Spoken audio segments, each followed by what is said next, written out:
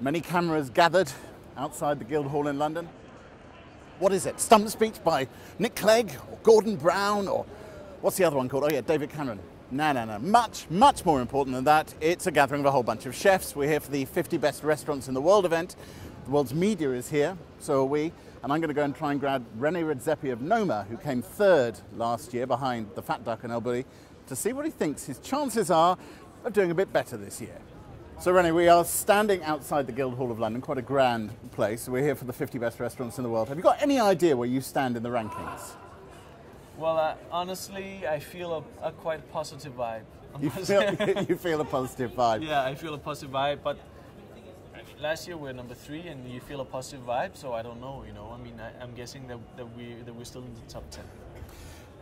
It was quite a jump last year. Yeah. Did it make any difference to you as a restaurant? Yeah, incredible, just incredible. Ever since we came on that list, our restaurant has just taken off from being 33 5 years ago until last year when we were number 3. It's just been one big push forward.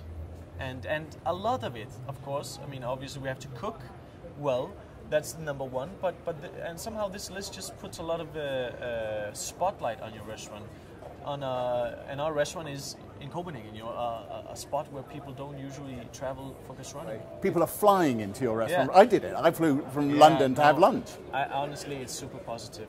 It's when I think of 10 years ago when I was in the industry and we were cooking for, of course, people, and the let's say the problems or the VIPs or whatever was back then. It's just a whole different, it's really the opinion makers from all over the world that are right now dining in a restaurant, and that's just thrilling to be able to show them our products and what we can in our region and especially in our country. And this event itself, I know there are a lot of chefs come in from around the world. Is that fun to sit down with your colleagues in the industry? Yeah, I mean, basically it's the only event in the calendar that you don't have to do anything for, Usually you have to cook for 120 people or just do a little snacks or canapé, that you always have to do something, always have to cook something or work, so you always see them where we're sweating and we're working a bit.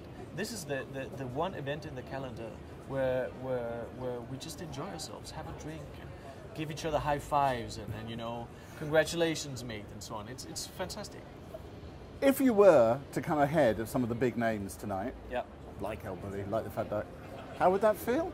Yeah, well, of course, we hear 8 guys from the restaurant, and just the sheer thought of it makes me a little makes me shiver a bit. But on the contrary, I also feel that this list, unlike other guides or whatever rankings exist out there for gastronomy, it's a list that also very much shows impulses right now in gastronomy.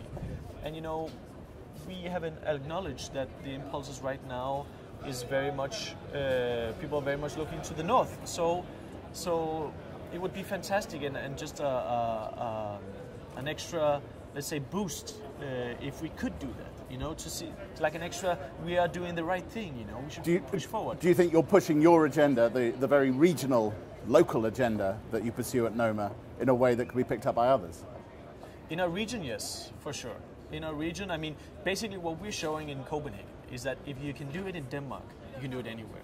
Certainly in England, or certainly, if it can be done in Denmark, this cold spot, icy, freezing cold spot in the north of the world, where we can create a cuisine using the wild flowers and herbs from the shorelines and the animals and the root vegetables, and do that and become considered one of the most important restaurants in the world right now, then it can be done anywhere. That's a little message you could say, but we're not preaching it. People can do whatever they feel like. But for our region right now, there's a whole new movement towards a rediscovery, using your product diversity, and so on and so on. It's the beginning of something new. It feels like. And they're not calling you the stinking whale anymore. No more seal fucker. Sorry for using bad language. Or whatever. That is in the past. That's in the past. Well, listen, good luck for tonight. We'll watch with interest. Yeah, thank you, Jay.